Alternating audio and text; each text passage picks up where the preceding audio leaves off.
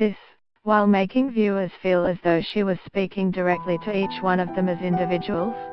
Most of the Golden Globes telecast generally felt more or less like a normal awards telecast. Many winners gave fine speeches, and quite a few of them eloquently expounded on themes of intersexuality, gender, race, class, and the marginalization and abuse of the powerless. But none of those other presenters or winners were Oprah. As the highlight reel of her accomplishments made clear, she's important in many different spheres. But all of her empires were built on this unshakable foundation: she's a master broadcaster. She connects.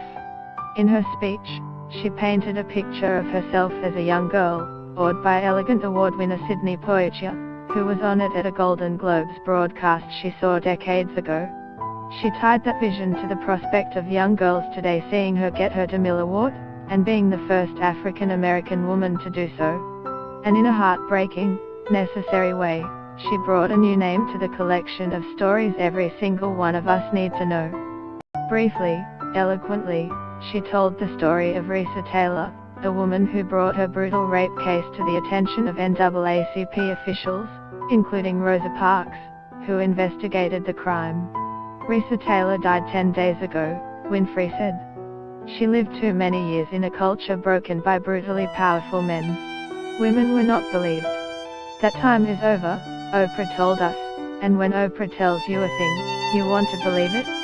More work needs to be done, as Oprah pointed out, in factories, in offices, in science labs, on film and TV sets. She was clear about the fact that this movement is in its beginning stages, not at an end.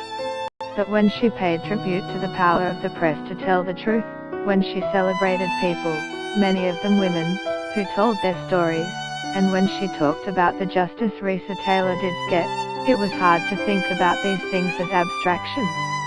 I don't know about you, but Oprah made me feel these things in a cathartic way. In a room full of master storytellers, Oprah showed them all how it was done.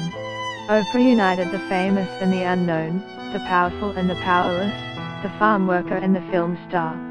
As she built to the close of her speech, with the crowd on their feet, Oprah told those who oppress and bully and assault that their time was up.